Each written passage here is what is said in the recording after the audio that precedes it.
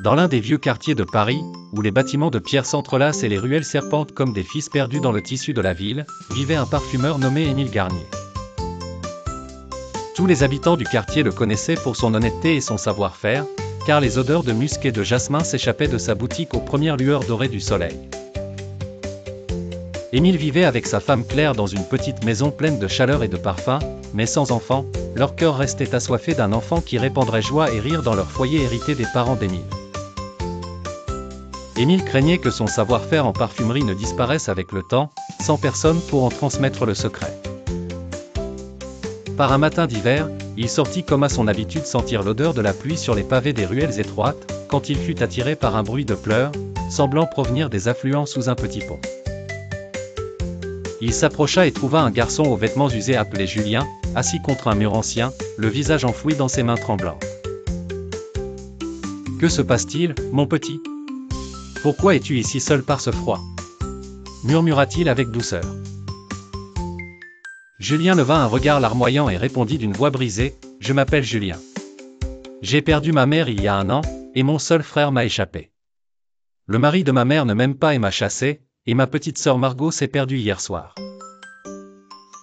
Émile sentit une ouverture dans son cœur, inexploitable depuis tant d'années.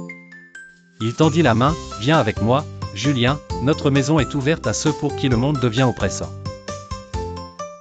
Claire l'accueillit à bras ouverts, essuyant ses larmes comme une mère aimante.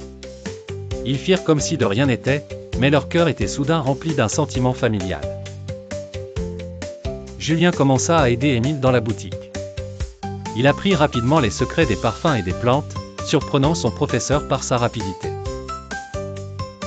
Malgré la stabilité retrouvée, Émile chercha Margot, interrogeant les vendeurs du marché et les commerçants sur une fillette aux yeux ambrés. Après des mois, un étranger apporta des nouvelles, une enfant vend des mouchoirs en attendant un frère perdu. Émile et Julien se précipitèrent pour les retrouver, et quand Margot aperçut son frère, elle courut vers lui, ramenant le sourire sur leur visage. Émile prit les enfants dans ses bras, ramenant chaleur et rire dans leur petite maison. Il enseigna à Julien les secrets de parfumeur, tandis que Margot apprit de Claire la couture et à dessiner des fleurs sur le tissu. Julien a grandi et est devenu l'un des parfumeurs les plus célèbres de Paris, et il a nommé le parfum le plus célèbre qu'il a créé, Secret de Julien.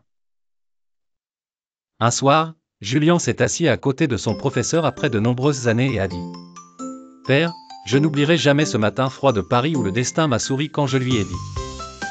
Père, je n'oublierai jamais ce matin froid de Paris où le destin m'a souri quand je lui ai dit. Viens, Julien, notre maison est ta maison. » Émile sourit et secoua la tête. « Et je ne regretterai jamais d'avoir tendu la main à un enfant étrange dans une des ruelles de Paris. » Parfois la famille se présente sous la forme d'une enfance triste et d'une main capable de miséricorde.